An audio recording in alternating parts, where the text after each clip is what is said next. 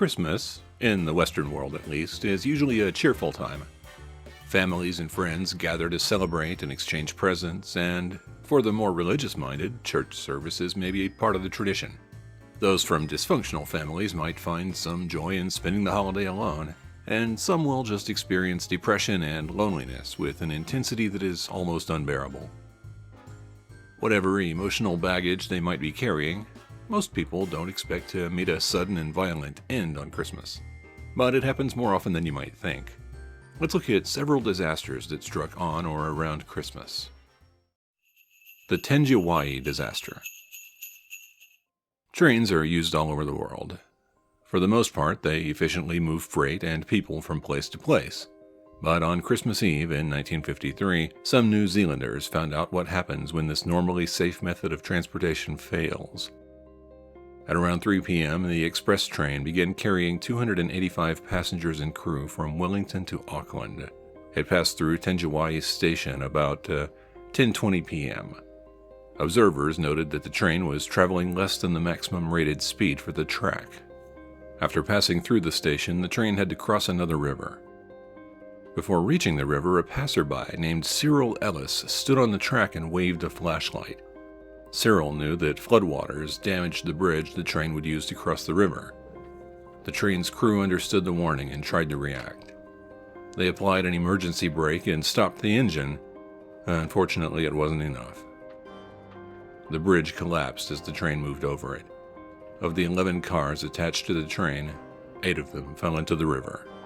Cyril immediately jumped into action, trying to rescue the people who were trapped, and, with some help from people nearby, succeeded in saving 15 lives. In total, 151 passengers died in the accident. 20 of them were never found. It was assumed the river washed their bodies into the ocean. An inquiry tried to determine what caused the accident. They found it wasn't caused by human error. There was just no way for those on the train to know the bridge was unsafe. This unfortunate accident did result in positive change. In 1999, New Zealand installed an early warning system for any sudden rise in river levels. It did result in preventing a similar accident in 2007. The Acteal Massacre. This didn't happen on Christmas, but it's close enough that we felt compelled to include it. Mexico is a complicated society. Much like the United States and Canada, they still have communities of indigenous people, and they don't always treat them well. On December 22, 1997, a group of indigenous people in the village of Acteal were attending a Roman Catholic prayer meeting. A right-wing paramilitary group called Mascara Roja murdered all 45 of them. Among the victims were 21 women and 15 children. The victims were part of a Mayan pacifist organization called Las Abejas, and they suffered for promoting peace. The attack was so brutal that some of the pregnant women had their abdomens opened with bayonets. You'll have to use your imagination to figure out what happened to the unborn children. We don't want to share those details. Beyond the fact that people died needlessly, this event was additionally horrible because the Mexican government played an active role. The witnesses give varying accounts. Some claim that several of the murderers were wearing state police uniforms. Others report that after the massacre, state police tampered with the crime scene and removed evidence. Dozens of people have since been convicted of killing the villagers. The Mexican government eventually admitted its involvement in September of 2020. Understandably, many indigenous people distrust the government and feel justice has not been served. The Italian Hull Disaster. In the early 1900s, the Calumet and Hecla Mining Company was the largest copper mining company in Michigan. By 1913, there were 15,000 men working in the mines. At least 9,000 of them were members of the union. The workers requested concessions from management, and management refused. The workers voted to strike on July 23, 1913.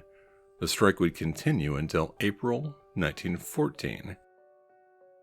On Christmas Eve, 1913, several striking miners and their families decided to meet for a Christmas party. This party took place on the second floor of a Calumet building called the Italian Hall. The only way to reach the second floor was to climb a steep stairway. It was also the only exit that could be easily reached. As the night progressed, more people arrived. Eventually, the party contained over 400 people. Then somebody yelled, "Fire!" There wasn't a fire. Nobody knows for sure why an anonymous person yelled the warning. Some suspected that the mining company sent an agent to scare the striking miners. But nothing has ever been definitively proven. Although the building was not on fire, people panicked. They rushed for the stairs and began piling on top of one another as the staircase filled beyond capacity. 73 people died, 59 of which were children. There were numerous claims that the doors of the building opened inward, which is the reason people couldn't escape. The mining company claimed otherwise. The Acteal Hall disaster remains the largest unsolved manslaughter case in United States history. Fire at the Library of Congress. Washington, D.C. has seen its fair share of destruction over the past 300 years. The Library of Congress has experienced most of it. Originally, the Library of Congress was in the United States Capitol building. The first time it was set on fire was when the British invaded during the War of 1812. Although they didn't succeed in destroying the White House, the British did burn the library to the ground. Once the war was over, Thomas Jefferson helped the library. He sold his entire book collection to the Library of Congress. Jefferson's collection was the largest in the United States at the time. The first time Jefferson's books were nearly consumed by flames was on December 22, 1825. Somebody left a burning candle unattended on the upper level of the library. Thankfully, somebody saw the fire while it was small and alerted authorities. The fire was extinguished before it spread to other areas of the building. A valuable rug and several duplicate copies of books were lost. The damage was minimal. On Christmas Eve in 1851, the Library of Congress would suffer a much more devastating fate. The building caught fire again. This time, most of Jefferson's books were lost in the blaze. There were no other copies in existence, thus, they are lost forever. Black Christmas 1941. For those in the wrong place at the wrong time, Christmas can be the worst day of their lives. During World War II, being captured by the Japanese could result in a fate worse than death. At best, they would starve captives and torture them. Sometimes Japanese soldiers would also randomly kill prisoners and, in extreme cases, eat them. The population of Hong Kong was all too aware of the cruelty that awaited them should the Japanese invade, and they had good reason to be fearful. On December 8th, just a few hours after Pearl Harbor, the Japanese military began their invasion. This event would be known as the Battle of Hong Kong. The British, Indian, and Canadian armies, along with Hong Kong locals, attempted to hold off the Japanese troops, but they were outnumbered 4-1. Eventually, they were all trapped on the island of Hong Kong with no way to escape.